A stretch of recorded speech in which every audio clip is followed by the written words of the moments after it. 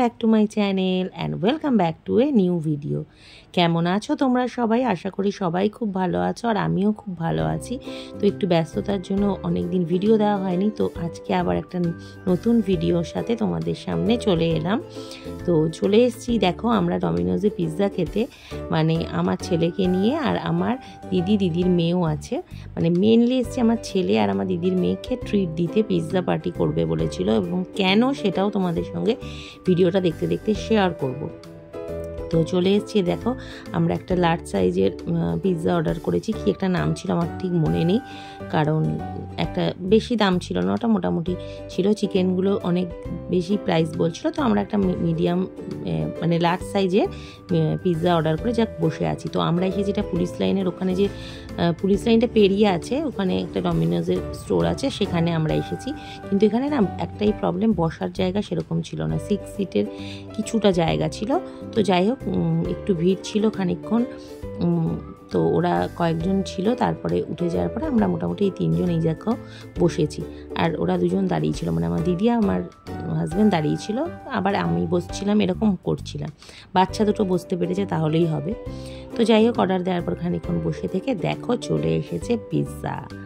তো ওরা নিয়ে নিয়েছিলাম, একটু কোল্ড ড্রিঙ্কস নিয়ে নিয়েছিলাম, ব্যাস দিয়ে এবার ওরা দেখো খাচ্ছে। মানে ওদের ভীষণ আনন্দ হয়েছে, কারণ অনেক দিনে আমাকে বলেছিল ট্রিটটা দেওয়ার জন্য। তো কেন সেই ট্রিটটা দেওয়া, সেটা হচ্ছে আমি যারা পুরনো বন্ধু জানো, যারা নতুন বন্ধু তাদের জন্য বলি যে আমি একটা ইনস্টিটিউটে অনেক বছর ধরেই কোচিং সেন্টারে আর কি পড়াতাম, 8 বছর ধরে, মানে বিয়ের আগের থেকেই। তো লকডাউনের পর সেটা আমার কাজটা ছেড়ে দিই বা চলে যায়, যেটাই বলতে পারো, অনেক কিছু কাহিনী আছে।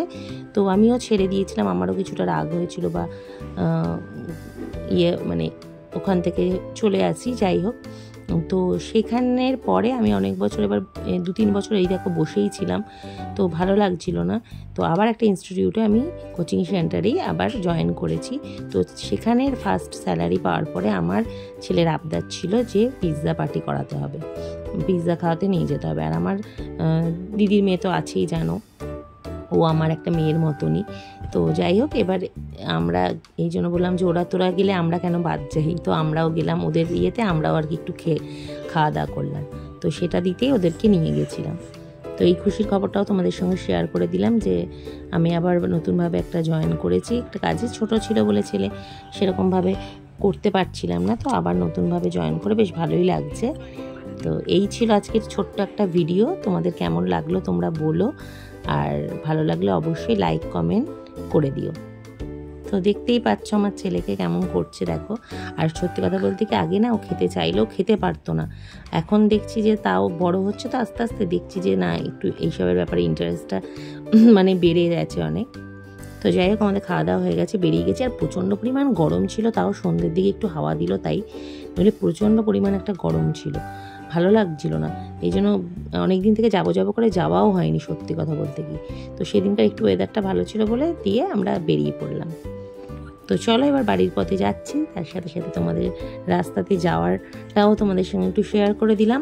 তোমাদের কেমন লাগলো ভিডিওটা অবশ্যই কমেন্ট করে জানিও, আর চলে আসবো আবার নেক্সট ভিডিওর সাথে। ততক্ষণের জন্য টাটা, সবাই ভালো থেকো এবং সুস্থ থেকো।